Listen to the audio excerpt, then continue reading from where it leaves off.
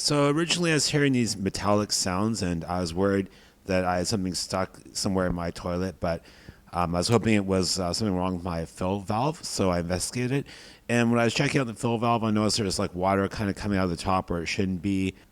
It was making some weird noises. So I thought maybe I had some debris stuck in it. That's happened before. So I tried to take it apart to clean out the debris. I noticed that the rubber parts were kind of like breaking down and were kind of deformed and the gasket was like stretched out too far. So I concluded that it's probably worn out and I should go to the store and get another fill valve. And when I went to the store, I noticed that I hadn't really taken a proper measurement. There's like three different sizes of fill valve.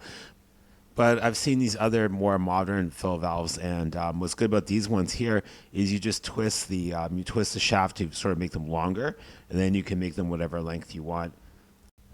So I was just reading the instructions for once, and one of the things that's important to know is there's a little ring there that looks like when you're gonna unscrew it, you'd want to push that up or something.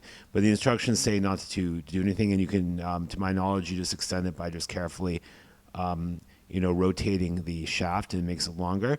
And the thing about these is they attach but with a nut going through a hole in the upper part of the toilet, and then there's a tube that goes to the overflow part, and what you have to do is basically there's a line or a ring at the top, and you just have to make it an inch over the overflow valve where it ends. So you have to just use a ruler, just keep pulling it out, orient it the right way, screw it all back together.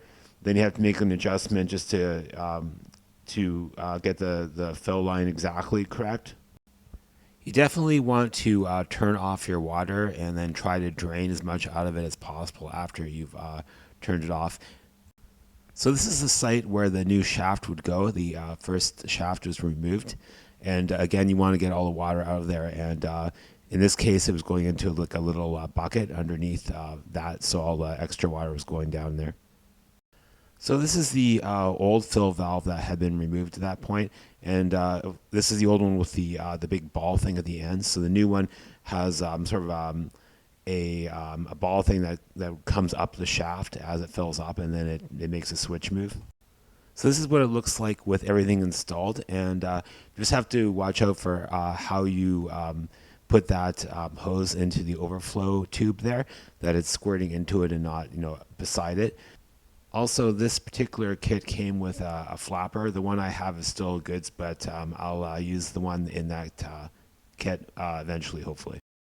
So I'll just end it with a video of how it is turning off.